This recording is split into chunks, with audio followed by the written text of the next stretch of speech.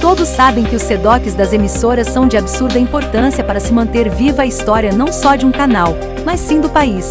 Mas e se eu te contar que até pouco tempo atrás não se tinha esse pensamento? Pois é, nesse vídeo vou te contar como a Globo Brasília quase zerou sua história e o porquê isso aconteceu.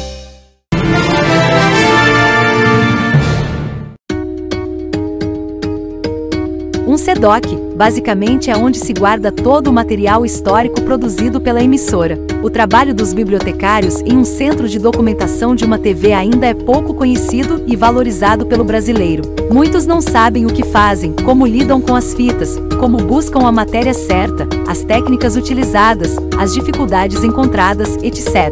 Para muitos dos brasileiros, os bibliotecários de SEDOC lidam com um bicho de 7 cabeças todos os dias, como se encontrassem milagrosamente as fitas do nada. A doutora biblioteconomista Ellen Beatriz Frota Rosados contou em seu artigo na revista Ciência da Informação que a credibilidade do jornal é garantida pela agilidade e eficiência de seu SEDOC.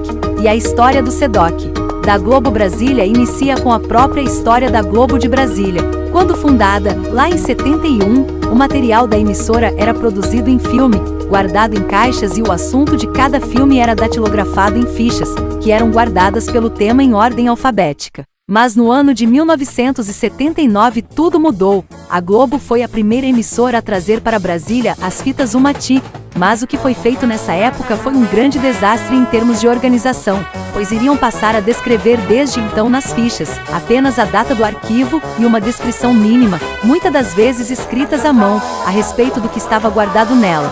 Assim, o SEDOC ficou completamente ineficiente, ninguém conseguia mais encontrar o que procurava. Muitas vezes só se podia contar com a memória dos arquivistas ou de alguns jornalistas. Era necessário saber a data exata daquilo e se virar tentando encontrar aquela fita na emissora. Acabava que por fim ninguém encontrava o que precisava, e o trabalho de pesquisa era manual, ou tudo era pedido para a Globo Rio, ou refeito em Brasília. Por conta da incapacidade de se trabalhar com ele, o SEDOC da Globo de Brasília foi fechado em 1987 e permaneceu por anos e anos fechado. E por conta desta situação, querendo ou não, as fitas que estavam guardadas sem algum cuidado ou tratamento das informações, transformou o ambiente em um verdadeiro depósito de fitas amontoadas, num ambiente cheio de poeira, goteiras no telhado, mofo, etc. Por conta de ter passado muitos anos fechado, os novos funcionários não sabiam o que havia lá dentro, e alguns funcionários veteranos se esqueceram do que se tratava. Depois de alguns anos, constatou-se que eram documentos em vídeo se deteriorando cada vez mais. Arquivos preciosos que guardam a história da Rede Globo. Era preciso que alguma atitude fosse tomada logo, caso contrário, a Globo poderia ter uma parte de sua história audiovisual desaparecida para sempre.